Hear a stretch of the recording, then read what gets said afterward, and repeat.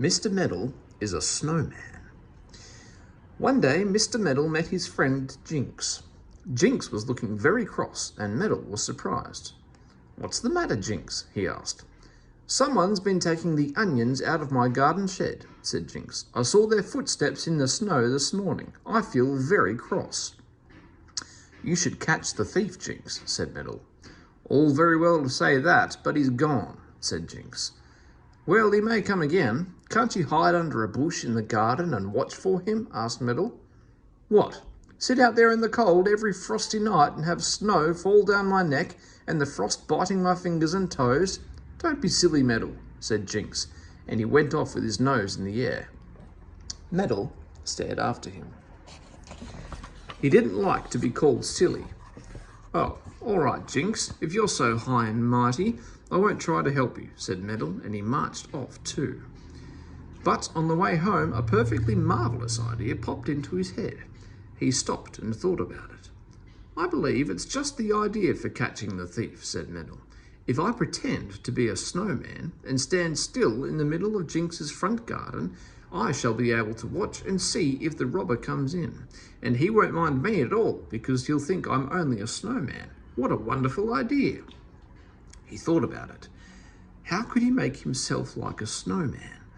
He didn't think it would be very pleasant to cover himself with snow on such a cold night. No, he wouldn't have snow. "I could wear my big new white Macintosh cape," thought Meddle suddenly. "Of course, it would make me look like a snowman. What a splendid idea. And I could rub flour all over my face to make it white, and wear my own hat. Snowmen always wear hats.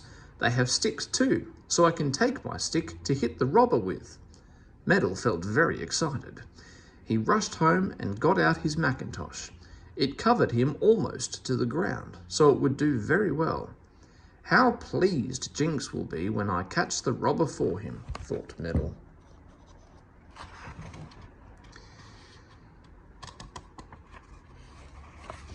He'll be sorry he marched off with his nose in the air. That night, Meddle crept down the road, with his Macintosh cape rolled up under his arm and his face white with flour. He didn't mean to put the Macintosh on until he came to Jinx's garden. When he got there, there was no one about. So Meddle unrolled his big white cape and put it round his shoulders. It fell almost to his feet. He kept his hat on and he had a scarf around his neck to keep out the cold. Snowmen often had scarves. Well, there he stood in Jinx's front garden, dressed in white with his hat and scarf on and a pipe in his mouth too, though it wasn't lighted. He stood there feeling most important.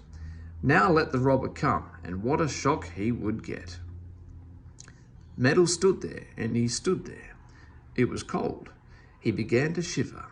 He thought it would be a good idea to light his pipe. So he got out his matches, struck one, and puffed at his pipe, lighting it up well. Ah, that was better. He smoked his pipe gaily, and then he suddenly heard footsteps down the road. It was the village policeman passing by. The policeman stood by Jinx's gate and sniffed. Funny, he could smell tobacco smoke, but there was nobody about at all. Then he caught sight of the glow in the bowl of Meddle's pipe. Goodness! Somebody was standing in Jinx's garden smoking, but there was no one there except the snowman. How can a snowman smoke a pipe? Wondered the policeman, puzzled. How strange. He thought he would go into the garden and see what could be happening. So he opened the gate quietly and crept into the garden. Now Meddle had no idea it was the village policeman. When he heard the footsteps and then heard the gate open and someone coming inside, he at once thought it must be the robber. "Ah," he thought, "now I'll give him a shock." So he walked forward 2 or 3 steps and yelled, "Stop there!" The policeman got a dreadful shock. He had never in his life before seen a snowman that walked and talked. He stood still in fright and couldn't say a word. The snowman walked right up to him. The policeman simply couldn't bear it. He gave a yell and tore out of the gate and down the street. Meddle quite thought he must be the robber, and he tore after him, stumbling over his long white cape. "Help! "The snowman's after me! The snowman's after me!" yelled the frightened policeman. People came running out of their houses to see what was happening, and when they saw the snowman rushing after the policeman, they were so frightened that they ran away too. And soon Meddle found himself chasing quite a crowd of people. He began to enjoy himself. It was fun to make so many people run. "Stop! Stop!" he yelled. But nobody stopped. They ran on and on.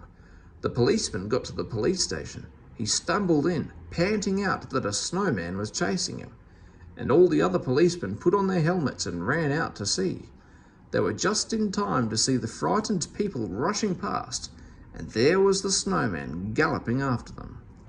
One policeman put out his foot as Meddle thundered past. Meddle tripped and fell over, rolling along the pavement. He was very angry. "How dare you trip me up?" he yelled. "I was after the robber. Now he's escaped." The policeman dragged Meddle into the police station. The frightened policeman, who had run away, was most astonished to see him. "So you weren't a snowman after all," he said. "You were dressed up in that white cape. Well, Mr. Meddle, and what were you doing in Mr. Jinx's garden, I should like to know? I suppose you weren't looking for his onions by any chance?" "How dare you say that?" cried Meddle. "I was watching for the thief, and I thought you were the thief, and that's why I chased you." "Well, Mr. Meddle, please don't go about pretending to be a snowman any more," said the head policeman. "You've caused enough trouble for one night, meddling like this. Anyway, Mr. Jinx has locked up his shed and taken the key, so nobody can steal his onions. You needn't bother yourself with the robber either. We caught him this evening, stealing somebody's leeks." "Well, really, so all my trouble was for nothing," said Meddle indignantly. "And I've torn my white cape and somebody's trodden on my hat. All for nothing. It's too bad." "It's your own fault," said the policeman. "You shouldn't meddle." "Ho ho!" said Meddle haughtily, and off he went home, sticking his nose high in the air. He'll never learn, will he?